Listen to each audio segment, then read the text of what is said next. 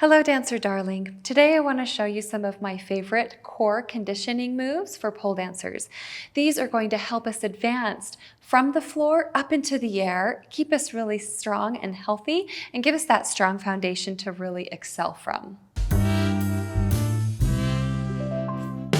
We're going to start with our planks, and we're going to go over the ways to bring variations into this to challenge us further. First, we want to make sure we find our tabletop with the correct stack. Make sure our elbows are stacked. That elbow pit should be facing to the inside to the other elbow pit. If that elbow pit is forward, that's a hyperextension. Stack those elbows, hold in the core. Here we go. We're going to challenge this by finding our toes, doing hovers with our knees. We can also challenge ourselves by taking an arm off here one at a time. And then one leg off one at a time. We want to be able to stabilize and engage our core as we move through these different balance challenges. Also, very essential for us as pole dancers is to get those strong shoulders with that bent elbow and our forearm stand here. We're going to find our plank once again, and I can challenge myself by lifting a leg, lifting an arm. And also, let's go ahead and keep our feet planted and do our side planks as well. Squeeze those thighs together, pushing away from the floor. We really want to avoid the sagginess at all costs. So we're creating that stack and that space and that length towards the sky.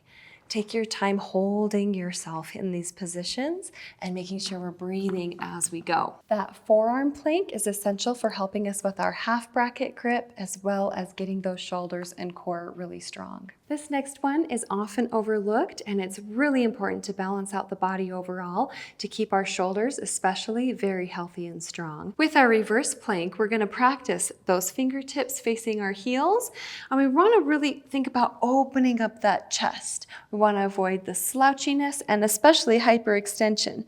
So soften those elbows, stack them up, open the chest. From here is where we push into the feet and lift those hips. Keeping those elbows stacked, the chest open, pulling those shoulder blades toward each other as we squeeze and lift those hips.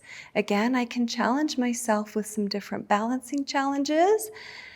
Going into straight legs, making sure we keep our elbows stacked and our chest open. A little bonus is I'm going to take my hips lower to the floor and just isolate tricep push-ups in those arms. Our last one is going to be the downward dog. This one's going to help us so much for starting to go upside down for our handsprings, aishas, butterflies, etc.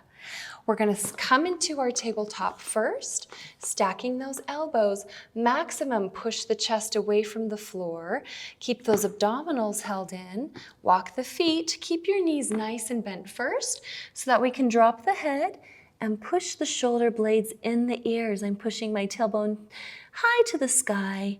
From here, you can bend those knees and try to drive those heels down by tilting that pelvis up.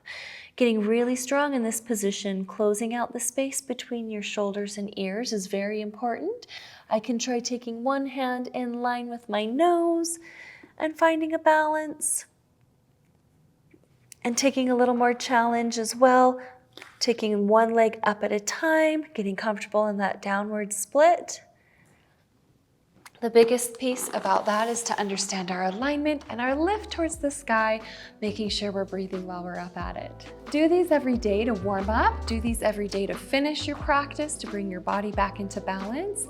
And I look forward to hearing how these work for you. Thank you for watching. Be sure to like and subscribe for more Just the Tips. And we wish you the best of luck on your movement journey, darling.